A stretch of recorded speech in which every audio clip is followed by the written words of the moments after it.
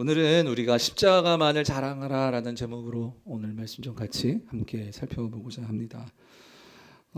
이미 말씀드렸지만 이제 오늘부터 시작해서 이번 한 주간은 이 전 세계 기독교인들이 지키는 고난 주간입니다. 그래서 이 고난 주간은 예수님의 고난과 십자가의 의미를 묵상하면서 그 고난에 동참하고 그래서 함께 이 일을 공동체적으로 함께 기념하는 주간이 고난 주간입니다.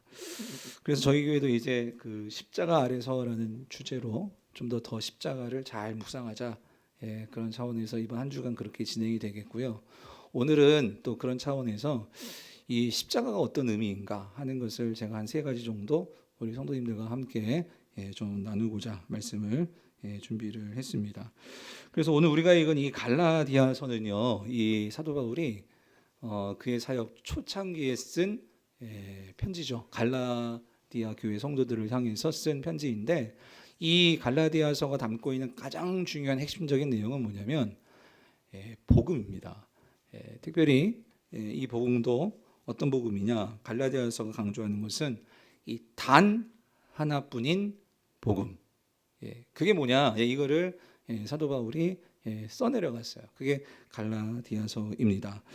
그래서 여러분 이미 여러 번 말씀드렸지만 여러분 복음이 뭡니까? 복음이 뭐죠? 복음? 복음이 뭐예요? 기쁜 소식인데 그 소식의 내용이 뭐예요? 그래서 여러분 말씀 많이 드렸죠. 복음은 만왕의 왕이신 예수 그리스도를 통해서 이 땅에 새로운 나라, 새로운 통치, 새로운 하나님 나라가 이미 이제 시작이 되었고, 그리고 그 나라가 완성될 것이다 하는 게 이 복음의 내용입니다. 이건 예수님께서 이걸 선포하셨어요. 그래서 이 하나님 나라의 시작, 하나님 나라의 완성, 그 하나님의 새로운 다스림이 시작이 되었다 그 소리예요. 예수님이 왕으로 오셨고, 그래서 그러면 새로운 나라, 새로운 통치가 시작이 되었기에 우리가 그 나라에 들어가서 그 나라의 통치를 받는다면 여러분 우리는 그 나라의 축복들을 누릴 수 있는 새 백성이 되는 것이겠죠. 그래서 중요한 것은 우리가 그 하나님의 통치와 하나님의 다스림을 받는 것이 중요한 거예요. 그러면 여러분 누가 하나님의 통치와 하나님의 다스림을 받을 수 있을까요? 아무나 이 일이 될까요? 그냥 될까요? 그게 아니라는 거예요. 우리가 하나님 나라 백성이 돼야지만 하나님의 보호와 통치와 하나님 나라에 들어가는 이 축복을 누릴 수 있는데, 그런데 이게 죄를 가지고서는 그 하나님 나라의 백성이 될 수가 없거든요. 그러므로 이 하나님의 백성이 되기 위해서는 아무나 되는 것이 아니라 이 죄 문제를 해결해야 되는데, 이 죄 문제를 해결해 주시는 분이 누구시냐? 바로 그분이 십자가에서 달려 죽으신, 우리 죄를 위해서 속량하시기 위해서 십자가에서 죽으신 바로 그분이 누구시라는 거예요? 예수 그리스도시라는 거죠. 여러분 아멘이십니까? 그래서 그분을 믿음으로, 그리고 그분이 십자가에서 죽으심이 우리의 죄 사함과 그리고 그 하나님 나라의 백성이 되는 그 기림을 확증해 주는 또 한 가지 사건이 이제 다음 주일에 우리가 맡게 된, 그게 무슨 사건이에요? 예수님의 부활이라는 거예요. 그래서 여러분 이렇게 정리할 수가 있어요.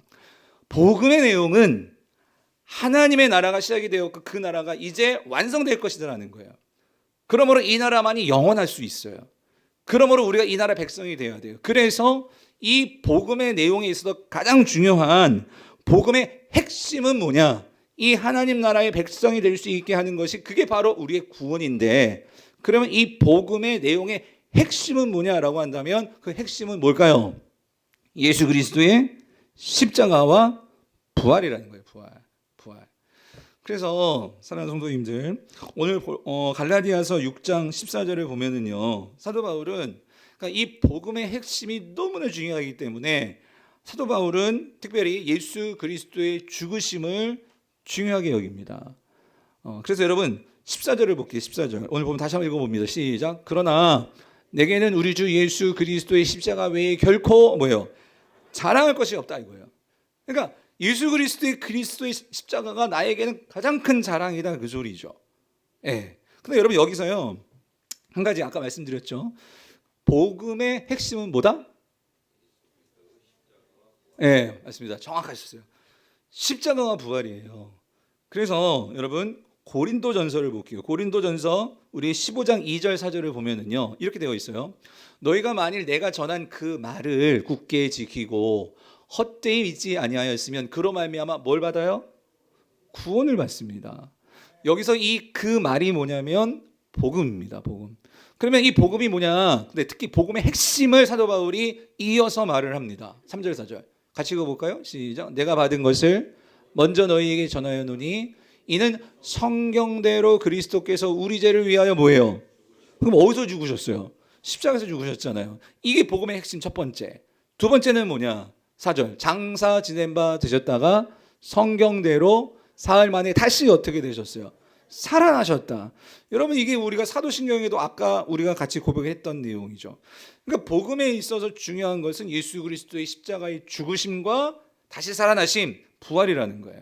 자, 근데 아까 우리가 갈라디아서 오늘 본문을 봤는데 근데 사도 바울은 십자가와 부활이 있는데 나는 뭐만을 자랑하겠다? 그럼 부활은 어디 갔어요? 네. 그래서 근데 사도 바울은요 분명히 복음은 십자가와 부활이라는 것을 분명히 말을 해요. 하는데 바울이 이 두 개를 가지고 이야기함에 있어서 그의 편지에서 서신서를 보면 바울 서신서를 보면 특별히 사도 바울은요 뭐에 더 포커스, 뭐에 더 마음이 있는가 하면은요 어디에 가 있을까요? 십자가와 부활 가운데. 어떻게 잘 알아세요 그렇게? 십자가더라는 거예요. 그래서 우리가 오늘 본문도 봤지만 고린도전서 2장 2절을 보면은요 여기도 이렇게 고백을 해요. 내가 너희 중에서 예수 그리스도와 그가 십자가에 못 박히신 것 외에는 아무것도 내가 알지 아니하기로 뭐 했다고요? 작정했다. 그러니까 여기서도 그러니까 사도 바울이 지금 중요하게 여기 있는 게 뭐죠? 십자가더라는 거예요. 십자가. 그럼 부활이 중요하지 않느냐? 아니요. 여러분 다시 말씀드립니다. 십자가 사건이 하나님이 하신 하나님의 일인 것을 확증해 주는 것이 뭐예요? 도장 꽝 찍고 이거 하나님이 하신 일 맞아? 라고 확증해 주는 게 그게 뭐예요? 그게 부활이죠. 부활. 그러니까 부활이 없으면 십자가 사건은 확인될 수 있는 게 아니거든요. 그러니까 부활이 중요해요. 그런데 사도 바울도 그거 알고 있어요. 그런데 사도 바울이 성도들에게 이야기함에 있어서 사도 바울이 더 마음을 두고 더 중요하다고 표현하기는 좀 그렇지만 더 마음을 두고 강조하는 예수님의 사건이 있다면 그게 뭐다? 십자가다 그 소리예요. 그럼 이런 질문이 들지 않아요? 그럼 사도 바울은 왜 십자가와 부활 가운데 십자가를 더 강조하는 걸까? 강조하는 걸까? 그래서 저는 오늘 이걸 세 가지 이유를 좀 여러분들과 좀 나누려고 해요. 왜 사도 바울은 십자가를 어떤 면에서 더 소중하게 여기는 것 같고, 그러니까 더욱 자랑하는, 더욱 강조하는 그 이유는 뭘까? 세 가지 정도로 정리해 보았는데, 여러분 첫 번째는 이런 이유가 있더라고요. 첫 번째 이유는 뭐냐면요, 십자가는 지옥의 저주에서 우리를 구원해 주는 사건이기 때문이라는 거예요. 그러니까 하나님께서 그러니까 여러분 이거예요. 우리가 지옥의 저주에 처할 우리는 심판받은 자인데 그런데 그 심판을 거두시고 우리를 구원해 주시는 것이 십자가를 통해서라는 거죠. 여러분 로마서 6장 23절을 보면은요. 하나님께서 이렇게 선포하셨어요. 죄의 싹은 뭐다?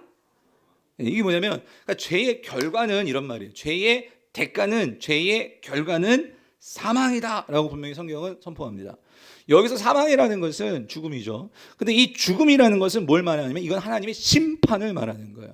죄가 있으면 반드시 하나님의 심판을 받습니다. 하나님의 심판을 받는데 근데 여러분 제가 사도신경 할 때 우리의 성도들에게 있어서 이 죽음에는 세 가지 죽음이 있다. 여러분 기억하십니까? 첫 번째 죽음은 무슨 죽음이에요? 육체적인 죽음. 여기 있는 분들 다 죽습니다. 그죠? 우리는 다 육체적으로 지금 다 사실 죽어가고 있는 자들이죠. 우리는 육체적인 죽음을 피할 수가 없어요. 근데 이것도 알고 보면 죄의 결과죠. 그렇게 다 죽습니다. 그런데 육체적인 죽음만 있는 것이 아니고 또 한 가지 중요한 영적인 죽음이 있죠. 영적인 죽음이라는 것은 뭐죠? 그것은 하나님과 내가 완전히 단절되는 거예요. 하나님과의 관계가 끊기는 게 영적인 죽음이죠. 하나님과의 관계가 끊기면 우리는 하나님으로부터 오는 하나님의 풍성한 은혜들을 누릴 수도 없고 받을 수도 없고 경험할 수도 없습니다. 그러니까 이거 비참한 거죠. 이 세상을 내 힘으로만 살아가야 되니 이게 얼마나 어렵겠습니까? 그렇지만 영적으로 죽지 않고 살아있는 자들은 하나님의 무한한 은혜들을 누릴 수 있는 거예요. 그래서 오늘 여러분들이 지금 이 자리에 앉아 있는 것은 무엇을 공급받기 위해서요? 무엇을 누리기 위해서요? 하나님의 은혜죠. 아멘이십니까? 그러니까 우리가 그 은혜를 누릴 수 있다는 것은 영이 열려 있고, 그러니까 다시 말하면 영이 살아있기 때문이라는 거죠. 그런데 이 심판, 하나님과의 이 관계가 끊어지는 것, 여러분 그건 정말 큰 심판이죠. 그게 죄의 결과라는 거죠. 마지막 세 번째는요, 그렇게 하나님과의 관계가 끊어졌는데 이게 예수님이 다시 오시는 날, 그때 심판을 통해서 하나님과 관계없이 산 사람은 그 심판을 통해서 정말 영원한, 그러니까 영원한, 하나님과 진짜 하나 될 수 없는 그 영원한 죽음에 처하게 되는데, 그게 뭐냐면 뭐예요? 그게 지옥의 심판이죠. 그죠? 영원한 죽음의, 영원한 지옥의 심판. 그러니까 이 세 가지 심판이 있는데, 여기 이 6장 23절 말씀은 이 세 가지를 다 포함해서 말하는 거예요. 죄의 대가는 뭐다? 사망이다. 예. 그래서 성도님들, 로마서 3장 23절, 24절을 보면 성경은 분명히 우리에게 이렇게 선포해요. 아담과 하와 이후로 이 세상에 죄에 들어왔고, 이 죄가 들어와서 우리는 모두가 죄의 영향력 속에 살기 때문에 모든 사람이 결국 뭐를 범했다? 죄를 범했다, 그 소리예요. 그러니까 우리는 빼도 박도 못하는, 우리는 모두가 다 죄를 범했고, 사실 지금도 죄를 짓고 살고 있죠. 여러분 살면서 우리가 정말 나쁜 생각, 또 거짓말뿐만 아니라 우리는 하나님 앞에 선다면 죄인이 아닌 사람이 있을 수가 없단 말이에요. 그러니까 우리 모두는 다 죄인이에요. 그래서 결국 그렇게 죄인이라면 우리는 하나님의 영광에 이르지 못하고 다 심판받는다. 그게 23절이죠. 거꾸로 말하면. 그래서 자, 그런데 24절, 그리스도 예수 안에 있는 뭐로 말미암아? 속량으로 말미암아. 이게 뭐냐면 십자가 사건을 말하는 거죠. 예수 그리스도께서 죄 없으신 분이 우리 죄를 대신해서 십자가에 달리셨기 때문에, 그 예수님이 죄의 대가를 지불하셨기 때문에 그게 속량이죠. 한자로 속량하셨기 때문에 우리는요, 값없이, 즉 하나님의 은혜로 값없이 뭘 받았어요? 의롭다 하심. 그래서 여기서 성경에서 의롭다라는 단어가 여러 가지 의미가 있거든요. 엄청난 큰 단어거든요. 근데 여기서 우리가 의롭다, 이 의미는 뭐냐면 우리가 구원받았다, 그 소리죠. 예? 속량을 통해서 우리가 죄와 사망 권세에 이렇게 사로잡혀 있던 자였는데 하나님이 우리를 구조하셔가지고 완전히 새로운 것으로 우리를 구원해 주셨다, 예, 그 소리죠. 이 예수 그리스도의 십자가의 은혜라는 것을, 그 소리예요. 이어지는 우리가 25절을 보면요, 좀 더 구체적으로 이렇게 얘기합니다. 이 예수를 하나님이 그의 피로써 믿음으로 말미암는 화목 제물로 세우셨다. 이게 무슨 말이죠? 하나님께서 예수를, 그러니까 피로써, 이 말은 십자가에서 그를 죽게 내어 주신 거죠. 그랬을 때 그게 왜 그러셨느냐? 하나님께서 그를 화목 제물로 세우셨다. 이게 지금 구약적인 배경을 갖고 있는 거거든요. 그래서 구약에서 죄를 속하려면은 제물이 죽어야 돼요. 그죠? 그래서 희생 제물, 속죄 제물이라고 하죠. 그래서 여기서 힐라스테리온이라는 헬라어가 쓰였는데 정확한 번역은요, 힐라스테리온은 속죄 제물이 맞아요. 그러니까 화목 제물이 아니라 속죄 제물로, 속죄라는 것은 죄를 속하는 거잖아요. 예수가 우리의 속죄 제물이 되신 거예요. 그런데 속죄 제물이 되었기 때문에, 우리의 죄가 해결되었기 때문에 하나님과 우리가 뭘 할 수 있을까요? 원수였었는데 이제 뭐가 되는 거예요? 화해를 하게 된 거예요. 화해를. 그래서 우리 성경은 이 화목이라는 의미가 화해라는 개념이거든요. 그러니까 그 결과로 번역을 한 건데, 그러니까 즉 예수 그리스도 때문에 우리는 하나님과 뭐가 이루어져요? 화해, 화목한 관계가 이루어진다, 그 소리죠. 그런데 여러분, 이렇게 하나님과 우리가 화해를 하기 위해서는요, 하나님에게 이게 있기 때문이에요. 그게 뭐냐면 하나님이 우리를 두시고 뭐 하신 거예요? 길이 뭐 하셨어요? 참으셨다, 그 소리. 참으셨다. 여러분, 하나님이 참으시지 않으면요, 우리는 남아 있을 자가 없습니다. 오늘 제가 알거든요. 하나님이 나를 참아주시지 않았다면 여러분, 나는 벌써 심판받고도 남을 자죠. 여러분은 어떠세요? 하나님 앞에서 우리가 얼마나 하나님 앞에서 믿는다 하면서도 또 죄 범하고 또 반복하고, 그런데도 우리가 살아있다는 것은 하나님이 여러분을 보시고 뭐 하시기 때문이에요? 참으시기 때문이라는 거예요. 여러분, 결국 우리가요, 어떤 관계가 깨어지는 거는요, 결국 뭐 하지 못하기 때문이죠? 참지 못하기 때문이에요. 뚜껑 열리니까 관계를 뒤집어 엎고 상을 뒤집어 엎고, 여러분, 그러니까 관계가 깨어지는 건데, 하나님은 끝까지 뭐 하셨어요? 아들을 죽이시기까지 뭐 하셨어요? 참으셨다. 그 참으심을 통해서 무슨 일이 벌어졌냐면 예수 그리스도가 죽으심을 바라보면서 그 하나님께서 그거를 바라보심으로 우리의 죄를 뭐 하신 거예요? 간과하셨다. 넘어가 버리셨다. 간과하셨다는 것은 그냥 덮어버리셨다 그 소리예요. 예? 예수 그리스도의 그 순종을 바라보시면서 우리의 죄를 덮어버리신 거예요. 잊어버리신 거죠. 그러니까 여러분, 우리 죄가 있어요, 없어요? 죄는 여전히 있습니다. 하나님께서 그 죄를 뭐 하셨기 때문이죠? 덮어주셨기 때문이죠. 그래서 하나님은 우리에게 뭘 나타내시느냐? 자기의 뭘 나타내신다고요? 의로우심. 그래서 아까 말씀드렸죠. 이 의롭다는 단어가 여러 가지 단어, 하나님께 쓰이면 여기서 의롭다는 어떤 의미냐면 저는 이렇게 해석하고 싶어요. 하나님께서 그 아들을 통해 우리의 죄를 간과해 주신 것은요, 오래 참으신 거고, 그걸 통해서 하나님께서 우리에게 뭘 보여주시는 거냐면요, 하나님의 신실하심. 하나님의 신실하심. 우리는 얼마나 변덕이 죽을 듯 같습니까? 상황에 따라 바뀌고 형편에 따라 바뀌고, 믿음이 막 좋을 때 막 올라갔다가 믿음이 나쁠 때는 막 꼼두박질 듣다가 막 우리는 막 그냥 그렇게 요동을 치는데, 하나님은요 변함없이 오늘 저와 여러분들을 사랑하실 뿐만 아니라 함께 하시고자 항상 그 자리에서 변함없이 신실하시게 참으시면서 기다리시면서 계시는 분이 누구십니까? 오늘 저와 여러분들의 아버지십니다. 하늘 아버지, 하나님이시라는 거죠. 그래서 26절, 곧 이때에 자기의 의로우심을 나타내사 자기도 의로우시며 또한 예수 믿는 자를 어떻게 해요? 의롭다 하려 하십니다. 여러분, 우리는 의롭지가 않죠. 그런데 우리가 의로울 수 있는 것은 그 십자가에 달려 죽으시면서 죽기까지 순종하시며 아버지의 그 모든 것을 내어 보여주신 그 예수 그리스도가 있고, 그 예수 그리스도를 우리가 뭐하기 때문에? 믿기 때문에. 즉 그분을 우리가 이제 나의 주님이십니다라고 우리가 정말로 받아들이는 순간 하나님은요 그거를 기뻐하십니다. 그리고 그거를 바라보시고 우리를 뭐하고? 의롭다. 우리 보고 의롭다 하신다 그 소리예요. 그러니 여러분, 사도 바울이요, 보세요. 그러니 내가 하나님의 다시 자녀가 되고 하나님과의 관계가 회복이 되고, 이게 내가 뭐 율법을 더 해서 아니면은 내가 뭐 교회에 더 열심히 뭘 봉사를 하고 내가 더 열심히 뭘 해서 하나님 앞에서 주님 내가 잘났죠, 이렇게 할 수 있는 사람이 누가 있겠냐는 거예요. 그러니까 그런즉 자랑할 때가 어디 있을 수가 뭐예요? 있어요, 없어요? 없다는 거죠. 그러니까 사도 바울이 자랑할 수밖에 없는 것은 뭐밖에 없어? 나의 자랑은 뭐밖에 없다? 십자가만 자랑한다, 이렇게 된다 그 소리입니다.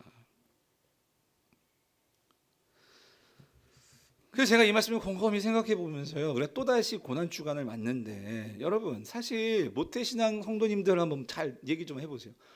어렸을 때부터 우리가 들은 게, 교회에서 들은 얘기가 십자가예요. 십자가 이야기예요. 예수님이 나를 위해서 십자가에 위해서 돌아가 죽으셨다, 이 얘기 안 들어본 적이 어디 있어요? 매번 제가 제 얘기하는 거예요. 얼마나 많이 그 속죄를 들었습니까? 그 이야기를 들었는데 알아요, 머리로. 예수님이 나를 위해서 십자가에 달려 죽으셨습니다. 그러면 나의 모든 죄가 용서받았습니다. 그러면 예수를 믿으면 나는 천국 갑니다. 이거 모르는 못되시나? 아니, 교회 처음 오신 분도 교회에서 제일 먼저 가르쳐 주는 게 이거거든요. 그런데 이거를 그렇게 많이 들었는데 문제는 뭐냐면, 이 엄청난 복음의 핵심을 들었는데도 우리 마음에 뭐가 없어요? 감격이 없어. 여러분, 이거를 들을 때 사도 바울은요, 내가 뭘 자랑하겠습니까? 이것보다 소중한 게 없으니까. 나는 다른 걸 자랑할 게 아니라 이걸 내가 갖고 있다는 것이 너무나 기쁩니다. 난 이거를 자랑해요. 이게 지금 사도 바울의 심정이거든요. 근데 우리는 속죄를 아는데, 예수 그리스도가 나를 위해 십자가에 달려 죽으셨다는 거 목사님 나 알아요. 모르는 성도가 누가 있어요? 아는데, 모르시는 분이 계시면 오늘 잘 아시고요. 아는데 뭐가 없어? 내 마음에 감격과 기쁨이 없다 그 소리입니다. 근데 여러분, 왜 속죄를 들었는데 또 우리 안에 왜 이런 기쁨과 감격이 없는 것일까요? 여러분, 왜 그러는 걸까요? 그거는요, 내가 죄인인 것을 진짜 몰라. 예? 내가 얼마나 썩을 놈인지를 내가 깨닫지를 못해. 내가 얼마나 정말 이 죄 가운데 있는 자인지를 제대로 깨닫지를 못하니까 우리가 그 감격이 없는 거예요. 내가 지옥에 있어야 할 존재라는 그것에 대한 인식이 없으니까 우리는 감격이 없는 거예요. 예를 들어 볼게요. 여러분, 요한복음 8장에 보면 거기에 그 가늠한 현장에서 잡혀온 한 여인이 있습니다. 여러분 아시죠? 네.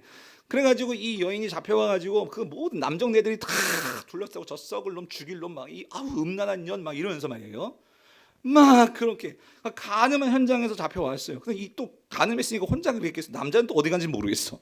여자만 잡혀와가지고 그 남자들한테 둘러싸여가지고 있는 그 여인을 한번 생각해 보세요. 만약에 내가 그 여인이라고 하면 여러분 그런 일 안 하시겠지만 내가 만약에 그렇게 잡혀온 여인이라고 생각해 보세요. 그래가지고 사람들이 막 쌍심지를 막 그냥 불 켜고 다 죽이려고 막 다 잡아볼 것이 막 그냥. 그래서 이제 막 율법에는 그런 여자는 돌로 쳐 죽이라고 했거든요. 그래서 사람들이 다 돌 두고 막 죽이려고 싸놓게 그렇게 다 막 눈 부라를 뜨면서 막 죽이려고 막 그러고 있는데 거기 누가 계셨어? 예수님이 계셨어요. 근데 특별히 거기에 이제 종교 지도자들이 나타나가지고 과연 예수가 어떻게 하는가 보자 해가지고 지켜보고 있는 거예요. 그래서 그 종교 지도자들이 그래요. 이 여인 어떻게 할까요? 또 물어봐요. 그래서 예수님이 갑자기 침묵하시다가 그러다가 뭐 이렇게 끄적끄적 쓰시다가 시간을 좀 끄시다가 일어나시더니 하신 말씀이 뭐였어요? 너희 중에 누가 죄 없는 자가 돌로 치라. 그렇게 하신 거예요. 그랬을 때 이 죄 없는 자가 쳐야 돼. 너희들 하나님의 율법에 분명히 돌로 쳐라 죽이라는 거 맞아. 그런데 너희들이 정말 양심적으로 하나님 앞에서 죄가 없는 자가 돌로 쳐 죽여. 그랬더니 어떻게 되었어요? 그 죄 없는 자 그 말 듣고 이 사람들이 양심이 찔렸는지 시간이 지났는데 나중에 그렇게 주님이 다시 그 얘기를 딱 글 쓰고 있는데 사람들이 어떻게 되어버렸어? 다 가버렸어. 거기에 누구만 남았어요? 그 죄 범했던 가늠한 여인과 예수님만 딱 남은 거예요. 그랬을 때 여러분 생각해 보세요. 이 여인이라고 생각해 보세요. 여러분 그 현장에서 어쨌든 죄 범했잖아요. 끌려왔는데 발각이 된 거잖아요. 그리고 얼마나 그 좀 사적인 일이잖아요. 근데 그게 지금 다 까발려진 거예요. 동네 사람들한테 다 까발려져 가지고 거기서 정말 돌로 쳐 죽임 당해야 되는 그런 상황이니 이 여인이 어쨌든 이 상황이 얼마나 두렵고 얼마나 수치스럽고 얼마나 무섭고 그러지 않겠어요? 그랬었는데 지금 그 모든 사람들이 다 지나가고 예수님과 나만 남았어. 난 죄인인데. 근데 예수님께서 또 이 여인에게 하시는 말씀이 나쁜 년아 막 그리고 막 이게 아니라 예수님께서 뭐라고 말씀하시냐면 딱 예수님께서 이 말씀하셨죠. 뭐라고? 나도 너를 뭐하지 아니하노니? 정죄하지 아니하노니. 다시는 가서 뭐를 범하지 말아라? 죄를 범하지 말아라. 여러분 이 말을 들었다고 생각해 보세요. 예? 그 상황 속에서 만약에 여러분이 정말 내가 그런 여인이라면 어떠실 것 같아요? 난 진짜 돌로 쳐 죽임 당하는 게 맞아요. 예, 죄를 범했으니까. 그런데 그 죄에서 나를 뭐 해주셨어? 용서해 주셨고 그리고 용서만이 아니라 새로운 기회를 주셨어요. 어떻게 살아가야 될지 그 기회를 얻었어요. 그랬을 때 이 여인이 어떻게 했어요? 얼마나 감격하며 이런 죄인인 나를 그 감격이 있을 때 여러분 그 여인의 앞으로 삶이 어떻게 전개가 되었을까요? 어떻게 했을 것 같으세요? 또 죄 범했겠어요? 물론 까먹으면 죄를 범했겠지. 그렇지만 이 예수님을 생각하면 그러니까 고난주간만 되면 그 주님을 생각하면서 와 그때 나를 구원해 주셨는데 나를 살려주셨는데 내가 이렇게 살면 될까? 안 되지 하면서 다시 교정하고 그렇게 살지 않았겠습니까? 여러분 문제는 뭐냐면 우리가요 정말 이런 죄인이라는 것을 인식하지 못하고 주님 앞에 서니까 우리가 고난주간이 와도 이게 그냥 행사인지 그냥 무슨 이벤트인지 그냥 목사님은 하라고 하지만 그냥 목사님만 하십시오 하고 나는 아무 상관없는 것처럼 고난주간이 이렇게 지나간다면 여러분 안 하셔도 돼요. 이런 거 안 하셔도 되는데 목사가 부교육자들하고 이런 거 만드는 거는요 어떻게든지 여러분들이 그걸 한번 생각해 보라고. 예. 내가 받은 은혜가 얼마나 큰지를 한번 생각해 보라고. 예. 그러면서 주님께서 나를 용서해 주신 것이 얼마나 큰 감격인지 여러분 이겁니다. 이런 감격이 있을 때 여러분 우리는 주님 앞에서 정말 그 은혜에 감사하며 감격하며 우리가 기뻐하며 새로운 삶을 나갈 수 있게 되는 거겠죠. 이게 첫 번째 의미라면 그러니까 사도 바울은 그런 은혜를 받았어요. 내가 정말 예수님 믿는 사람들 돌로 쳐 죽이는 그런 일에 앞장섰던 자였는데 이런 나를 용서해 주셨단 말이에요. 얼마나 여러분 예수 믿는 사람들을 핍박한 게 그에게는 얼마나 큰 상처고, 아니 그러니까 사도가 되고 나서요 얼마나 그게 감추고 싶고 얼마나 그거를 말하고 싶지 않은 이런 일이었겠습니까? 근데 주님께서 그걸 다 뭐예요? 덮어주시고 다시는 죄를 범하지 마라. 그런 은혜를 받았으니 사도 바울에게는 그 어떤 것보다 십자가가 얼마나 큰 은혜가 되겠냔 말이죠. 두 번째는 여러분 십자가가 왜 바울에게는 이렇게 중요하냐? 그건요, 십자가는 하나님이 우리를 여전히 사랑하심에 뭐이기 때문이에요? 이게 증표이기 때문이라는 거예요. 내가 넘어졌고 내가 실패했고 내가 그렇게 했는데도 하나님은 여전히 나를 버린 것이 아니라 사랑하고 계시더라는 거죠. 이거를 확증해 주는 게 뭐냐면 그게 십자가더라는 그 소리예요. 여러분 로마서 5장 8절을 보면 우리가 아직 죄인 되었을 때예요. 죄인 되었을 때에 그리스도께서 우리를 위하여 죽으심으로 하나님께서 우리에 대한 자기의 사랑을 뭐 하신 거예요? 확증하셨다. 그죠? 확증하셨다. 그러니까 무슨 말이냐면 여러분 이겁니다. 여러분 참 놀랍지 않아요? 아니 어떻게 그 죄 없으신 하나님의 아들이신 예수 그리스도가 십자가에서 왜 죽으시냐고요? 왜 죽으시냐고요? 그러니까 이걸 통해서 하나님은요 우리가 고난주간마다 이 십자가를 바라보고 하나님께서 이 십자가를 통해서 우리에게 주시고자 하는 그 메시지가 뭐냐 말이에요. 근데 사도 바울은 분명히 말합니다. 그게 뭐냐면 너희들이 우리가 살면서 넘어질 때가 있어요. 죄범할 때가 있어요. 우리가 또 실수할 때가 있어요. 그런데 그럼에도 불구하고 하나님은 이미 이전부터 우리가 죄인 되었을 때에 하나님이 그 아들을 우리를 십자가에 보내셔서 우리를 위하여 죽게 하신 것은 여전히 하나님이 우리를 사랑하신다는 것을 우리가 그 십자가를 보고 그 십자가를 통해서 뭘 잊지 아니하도록 하나님이 나를 뭐예요? 사랑하신다. 하나님께서 나를 사랑하신다는 것을 잊지 않도록 하나님께서 이 놀라운 일을 여러분 아니 어떻게 하나님이 여러분 생각해 보셨어요? 하나님이 어떻게 인간의 손에 죽을 수가 있습니까? 이 천지를 창조하신 그 하나님이 모든 것을 주관하시는 그 하나님이 아니 우리가 믿는 신이 아니 어떻게 그 인간에게 잡혀가지고 죽을 수가 있냐 말이에요. 그런데 하나님께서 그거를 보여주시고 그렇게 하시기까지 하나님께서 하시는 그 이유가 뭐냐면은요 여러분 요한복음 3장 16절 뭐라고 말씀하십니까? 하나님이 세상을 어떻게 해요? 이처럼 사랑하사. 그러니까 너희들이 십자가를 보면서 뭘 깨달아야 되냐면 내가 이 세상을 얼마나 사랑한지를 잊지 말아야 돼 이 말씀을 하시는 것 같아요. 그런데 왜 그러냐면 여러분 잘 생각해 보세요. 하나님께서 우리를 사랑하시는데 이거를 보여주시기 위해서 어떻게 하시냐면 독생자를 주셨다 그러잖아요. 독생자를 주셨다. 여러분 독생자를 주셨다는 의미가 뭘까요?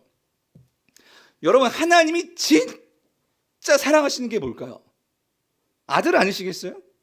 여러분 하나님께서 그 어떤 것보다도 사랑하시는 게 뭐겠습니까? 제2위이신 하나님의 아들이신 예수 그리스도를 사랑하지 않으시겠습니까? 맞죠?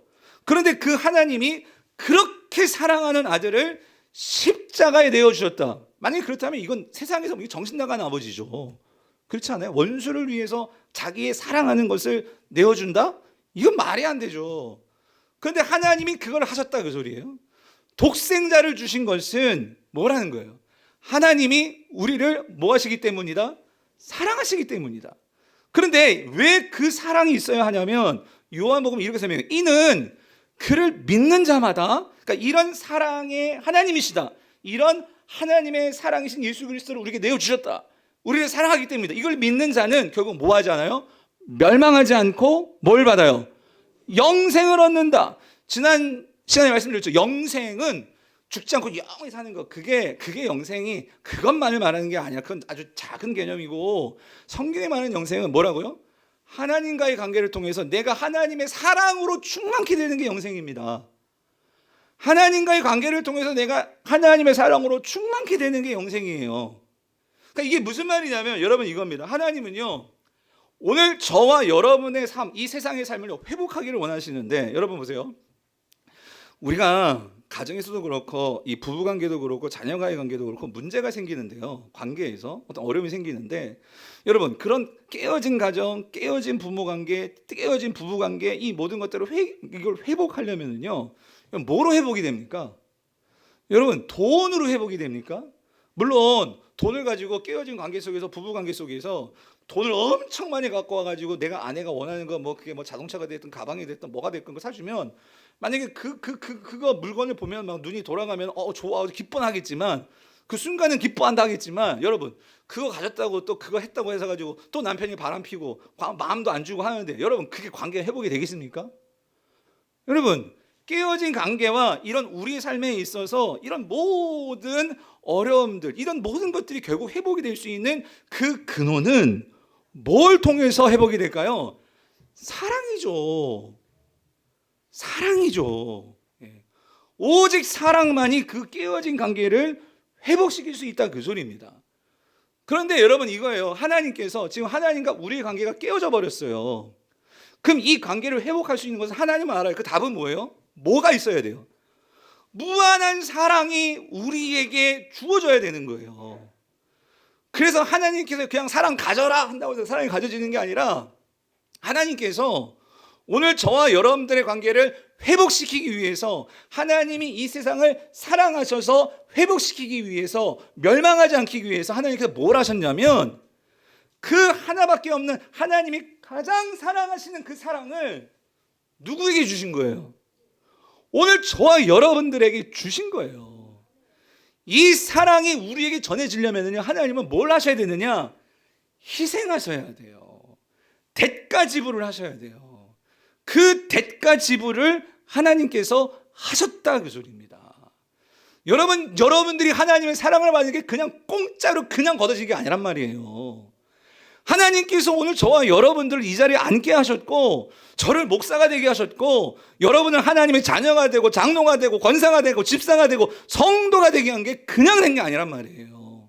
하나님께서 자신의 그 하나밖에 없는 아들을 내어주셨기 때문에, 그 사랑이 우리에게 전해졌기 때문에 오늘 우리가 그 하나님과의 관계를 통해서 회복이 되었고, 이 사랑을 진실로 깨달은 자는 인생이 변화되고 하나님의 그 은혜로 새로운 삶이 되어지는 거예요. 근데 우리 오늘날의 문제는 이 가짜 사랑이 너무나 많아요. 이 세상에 가짜 사랑, 나를 사랑하는 것처럼 이 세상에 돈이 많고 권력이 있고 뭔가 얼굴이 예쁘고 뭔가 실력이 좋고 하면 세상 사람들이 나를 막 사랑하는 것 같죠. 그러니까 사람들이 하나님의 사랑이 아니라 그것들을 가지려고 해요. 돈을 갖고 높은 지위를 얻고 뭔가 사람에게 떵떵거릴 수 있는 것을 내가 가져야지만 내가 사랑을 받는다. 남자들에게도 내가 얼굴이 예뻐야지만 사랑을 받는다. 그냥 다 뜯어 고치게 되는 것이고, 사람들에게 인정을 받아야 되니까 뭔가 보이는, 뭔가 굴리든지 뭘 타고 다니든지 아니면 입고 다니든지 들고 다니든지 뭔가 이게 좋아야지만 내가 사랑을 받는다. 그러니까 세상은 가짜 사랑을 그렇게 가르쳐 주니까 어렸을 때부터 뭔가 좋은 거 입고 좋은 거 들고 좋은 거 가지고 있으면 막 애들이 와, 너 어디서 났어? 이야, 내가 아버지 돈 많이 버는구나. 우와, 대단한구나. 그러니까 부모가 돈을 못 보면 아버지를 인정하지도 않아, 애들이. 여러분, 이게 가짜 사랑이에요. 이 망가진 거예요, 망가진 거예요. 그런데 하나님은요, 정말 이 세상을 사랑하시기 때문에 뭐하고 회복시키시려고 그 하나밖에 없는 당신이 사랑하는 아들을 뭐 하셨어요? 내어주셨다. 사도 바울은 이거를 안 거예요. 이거를. 사도 요한도 그걸 안 거죠. 그래서 나를 사랑하사, 사도 바울, 나를 위하여 자기 자신을 버리신 하나님의 아들을 이제 그 믿는 믿음 안에서 나는 사는 것입니다. 갈라디아서 2장 20절. 그 고백을 사도 바울이 하고 있는 거예요. 사랑하는 성도님들, 하나님의 사랑을 정말 깨닫게 되면은요, 하나님의 사랑이 들어오면은요, 여러분, 돈이 이제 돈으로 보이는 게 아니고요, 돈이요, 그 하나님의 일을 해야 하는 그 놀라운 은혜로 여기죠. 여러분, 삭개오가요, 부자였습니다. 부자. 그런데 이 삭개오가 세리장이니까 사람들이 맨날 손가락질 하는 거예요. 알잖아요. 그렇게 부자가 됐지만 이 로마의 앞잡이가 돼가지고 막, 그러니까 이 삭개오 주변에 사람들이 없어요. 심지어 자기 같이 밥 먹을 사람도 없어요. 여러분, 그거 경험해 보셨어요? 내 주변에 밥 먹을 사람이 없어. 그런데 그런 삭개오를 예수님께서 어떻게 하셨어요? 찾아오셔서 눈 마주 주시고 이름 불러주시고 그 삭개오 집에 가셔서 내가 너희 집에서 함께 해줄게. 그러니 여러분, 그 환대를 삭개오가 받았는데, 이게 뭐겠어요? 하나님, 주님이 나를 이렇게 사랑하신다? 나를 이렇게 생각하신다? 이거에 그 삭개오의 영혼이 영생이 충만해지니까 주님과의 관계에서 하나님의 그 사랑을 충만하게 되니까 어떤 일이 벌어집니까? 그렇게 사람들에게 무시당하니까 이 사람은요, 그래도 내가 가지는 것은 돈이야, 돈. 그러니까 돈으로 사람들 다 눌러버려야지. 그렇게 생각했던 돈이었는데 그 돈이 어떻게 바뀌었어요? 자신의 재산을 반을 팔아가지고, 여러분 또 그러니까 어떤 분은 그 전부를 팔아야죠 목사님. 여러분 그렇게 말하시면 자기 돈 팔지도 못하시면서 돈 재산의 전 반을 팔아가지고 그걸 어떻게 해서 가난한 사람들을 위해서 나눠줬다. 여러분 이게 그냥 되냐고요? 여러분 이게 제정신이 돼요? 이게 사랑으로 충만케 되니까, 여러분 은혜로 충만케 되니까 이제 돈이 돈으로 보이는 게 아니라 그게 은혜가 되니까 그 일이 가능한 거지. 예. 근데 여러분 우리의 모든 깨어진 관계와 모든 깨어진 우리의 삶의 모든 해결은요, 무한하신 하나님의 사랑이 들어와야 돼요. 예. 그 사랑이 들어와서 나를 채워야지만 우리가 내 것을, 세상에 헛된 것들을 내놓을 수 있는 것이고, 그런 변화들이 일어난다는 그 소리죠. 이게 두 번째였어요, 사도 바울이. 그걸 깨달은 거예요. 세 번째는 뭐냐면요, 이거예요. 십자가는 우리가 이 세상을 살아갈 수 있는 힘을 줍니다. 힘을. 예. 능력을 준다고, 능력을. 여러분 고린도전서 1장 18절을 보면은요, 우리 같이 한번 읽어볼게요. 시작. 십자가의 도가 멸망하는 자들에게는 뭐예요? 미련한 것이요, 구원을 받는 우리에게는 하나님 뭐가 된대요? 두나미스, 능력이 된다. 그래요. 능력이 된다. 여러분 이게 무슨 말이냐면, 그러니까 십자가의 도, 그러니까 십자가를 따른다는 것이 오늘 세상 사람들에게는요 너무 미련해 보이는 거예요. 답답해 보이는 거예요. 하찮아 보이고요. 예수님 당시로 말하면은 여러분 십자가의 도, 그러니까 뭐냐면은요, 십자가는요 그 당시 사형 틀이었죠. 사형 틀. 특별히 로마가 그 당시 제국을 이루고 이 세상을 다스리는 데에는요 힘이 필요했어요. 그러면 사람들이 그 힘에 굴복하게 하려면은요 사람들을 공포로 다스려야 돼. 두려운 존재로 만들어야 돼, 로마의 힘을. 그래서 십자가 처형을 한다 하면은요, 먼저 이 사람 잡아와 가지고 반 죽입니다. 채찍을 가지고 창 같은 그런 철끝이 있는 그런 채찍으로 막 쳐대니 막 살점이 뜯어나가면서 그렇게 반 죽여놓고, 그 다음에 그 십자가 처형 당할 그 엄청난 무게의 십자가를 누가 져요? 처형당할 그 죄수가 그걸 지게 만드네. 그걸 지고 사람들 시장 같은 데를 끌고 가면서 사람들이 다 바라보도록 그렇게 만든 다음에 그 십자가에다가 이제 매달아 죽이는데, 그것도 매다는 것도 여러분 이렇게 죽여요. 우리가 지금 보는 교회에 이렇게 걸려있는 예수님의 모습은 그래도 뭔가 가리고 있지. 가리는 게 어디 있어? 인권이 어디 있어? 완전히 홀라당 다 베껴가지고 사람들 다 보는 앞에서 여자건 나간다고 상관하지 않고 다 베껴가지고, 그것도 광장이나 이런 곳에, 시장 같은데 다, 아니면 언덕, 사람들 다 보이는, 공개되어 있는 그런 곳에다가 이렇게 세우는 게 이게 십자가였는데, 십자가 처형이었는데, 여러분 생각해 보세요. 아니 이게 예수님께서 그 십자가를 당하신 건데, 그러니 사람들이 그런 걸 보면, 아니 그 예수님을 어떻게 생각하겠어요? 세상은. 로마 사람들은 그러니까, 야, 그 로마에 대해서 뭔가 이렇게 정치적으로 문제가 있었으니까, 자기가 뭐 만왕의 왕이라며, 유대인의 왕이라며, 그러니까 로마에 대해서 그렇게 반기를 드니까 그렇게 죽임을 당하는 거지. 로마 사람들은 그렇게 생각했어요. 유대인들은 어떻게 생각했대요? 율법에 나무에 달린 자마다 하나님의 뭘 받는 자예요? 저주를 받는 자다. 야, 그 성전에서 그렇게 성전 막 뒤집고, 하나님 제사에 대해서 막 그렇게 방해하고 하더니만, 그거 봐, 신성모독, 하나님 정말 뭐 자기가 뭐 하나님 나라를 어쩌고 저쩌고 그러면서 생각하기에, 야, 그 저주받은 거야, 저주받은 거야.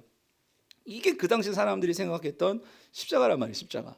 예수님의 십자가의 도란 말이죠. 근데 여러분 생각해 보세요. 제가 이런 생각해 봤어요.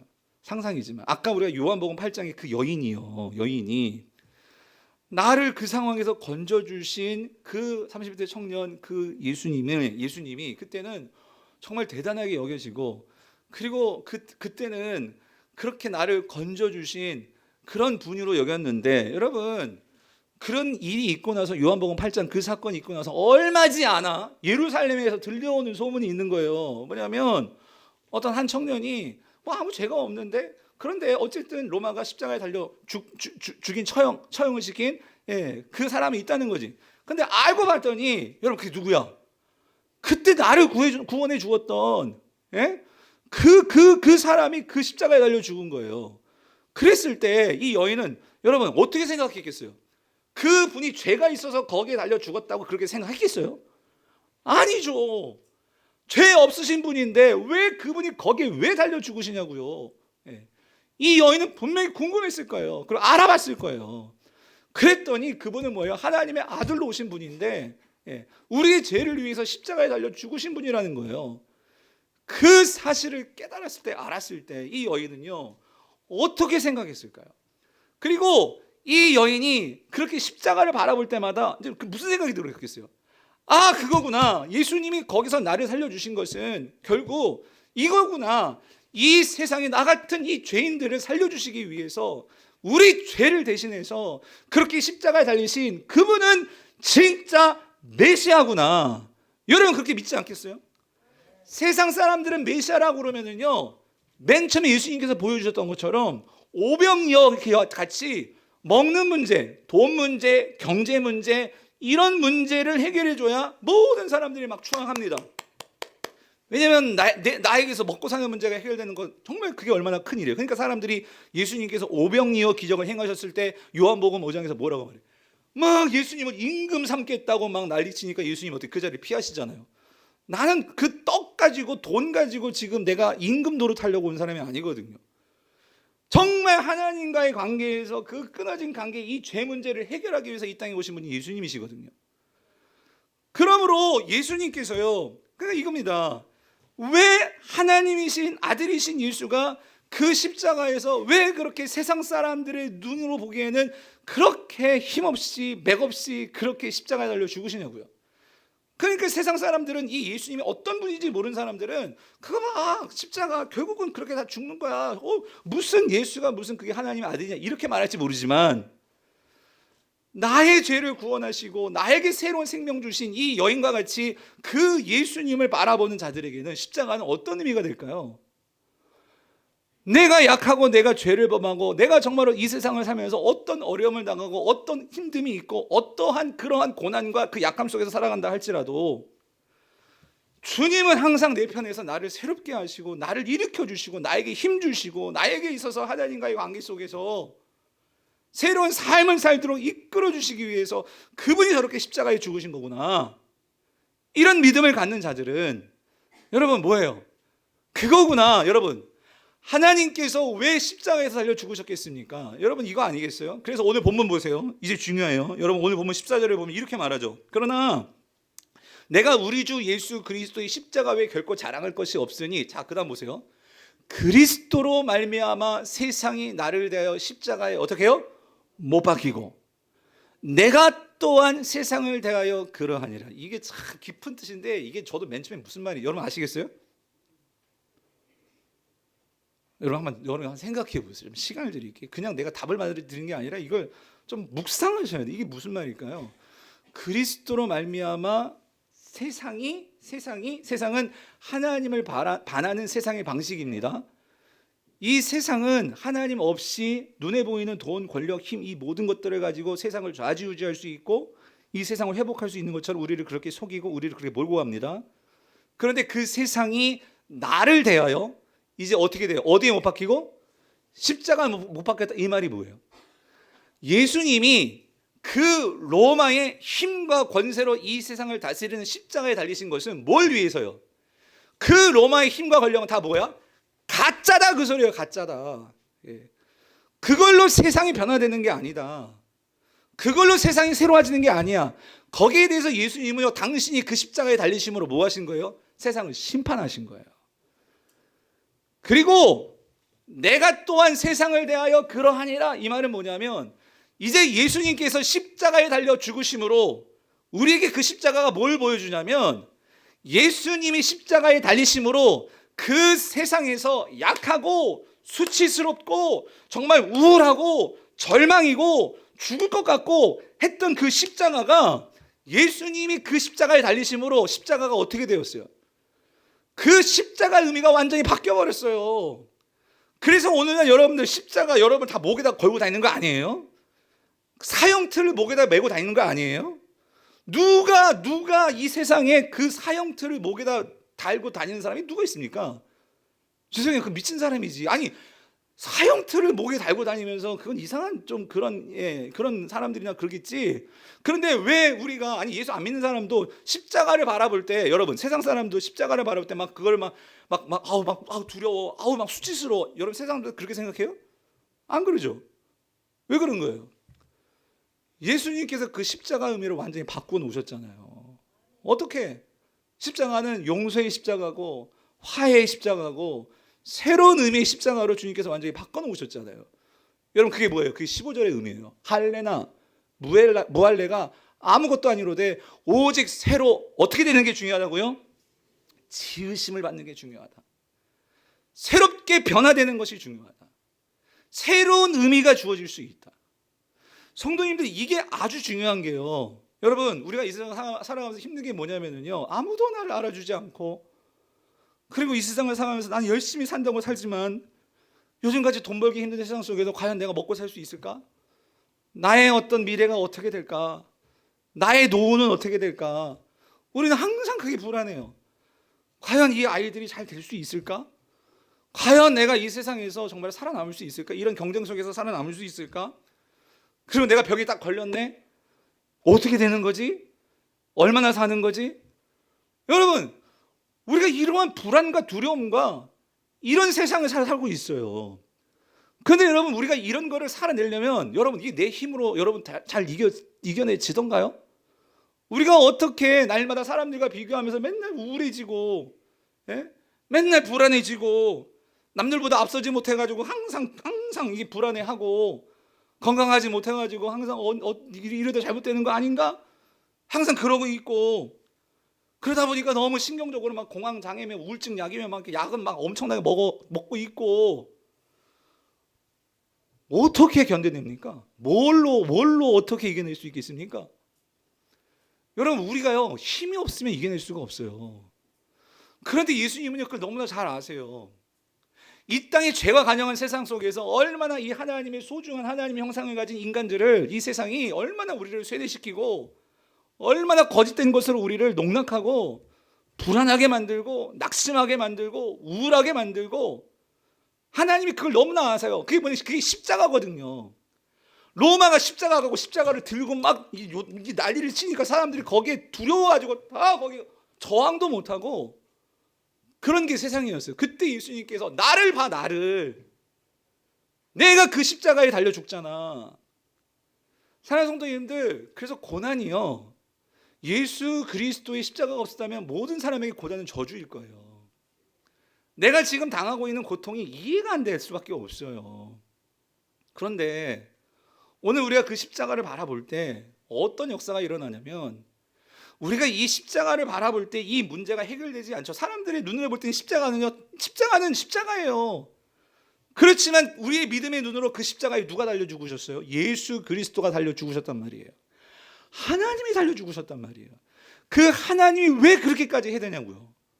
오늘 저 여러분들에게 힘을 주시기 위해서, 우리가 견뎌낼 수 있게 하시기 위해서.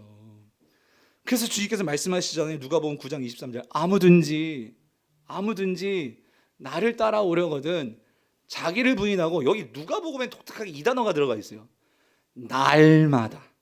여러분 그냥 고난주간만 그러는 게 아니에요. 사실은 날마다 뭘 지고, 자기 십자가를 지고 누구를 따르라고?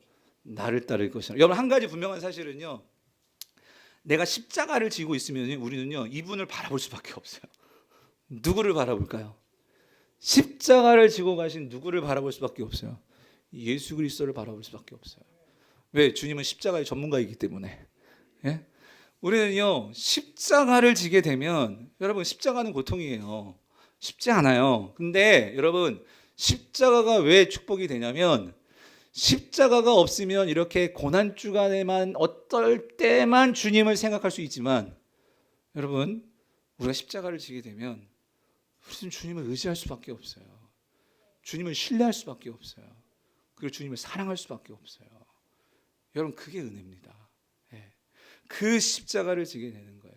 오늘 설교의 결론 찬송가로 제가 설교의 결론을 내리려고 해요. 여러분 찬송가 한번 찾아보세요. 540장 한번 찾아보세요. 540장. 예전에도 한번 말씀드린 바가 있는데 여러분 찬송가 540장 주의 음성을 내가 들으니에요. 여러분이 찬송가를 이렇게 보시면은요 항상 찬송가의 여러분 왼쪽에 보면 거기에 믿음과 확신이라고 굵은 글자로 써 있죠. 이건 이 찬송의 주제예요. 주제.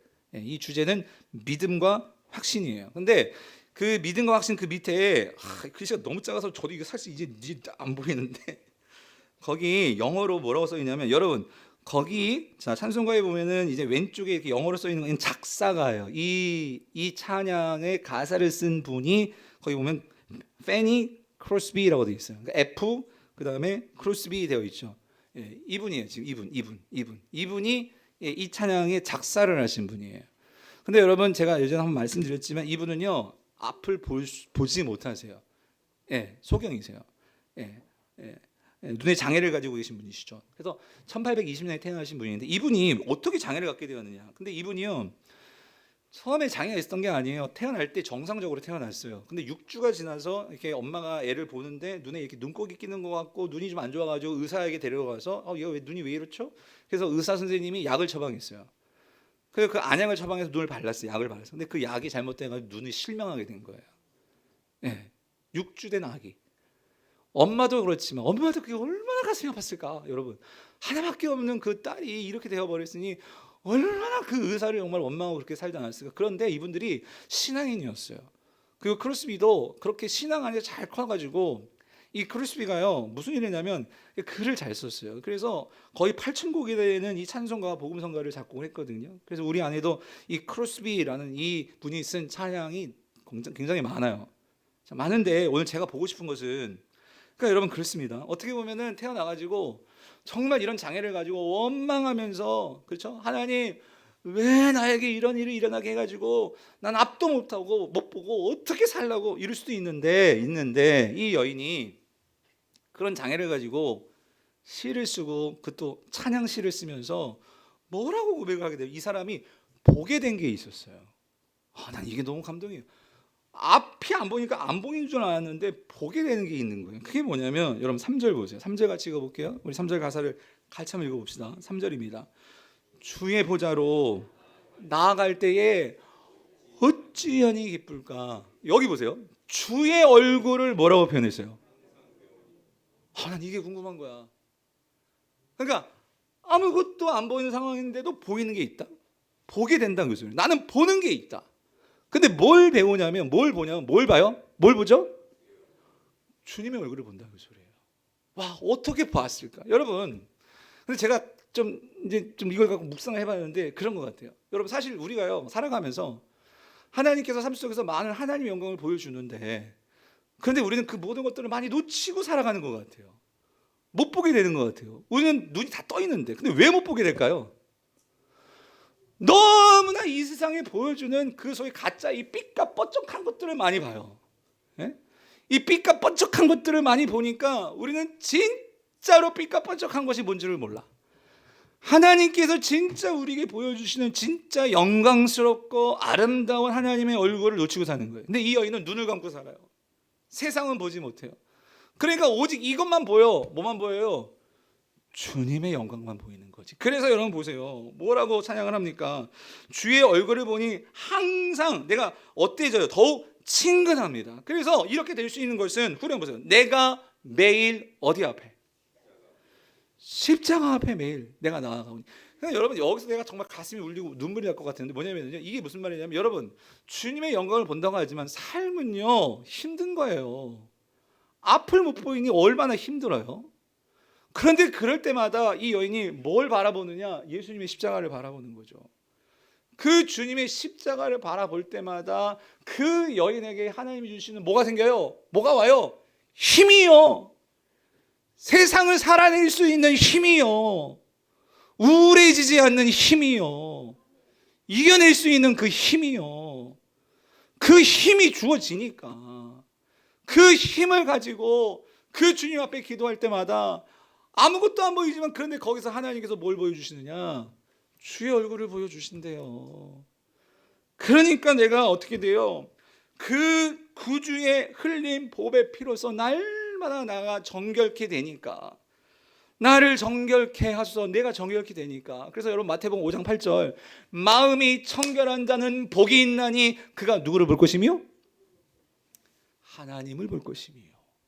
예수님께서 산상수훈에서 말씀하셨어요. 사랑하는 성도님들, 하나님이 보이십니까?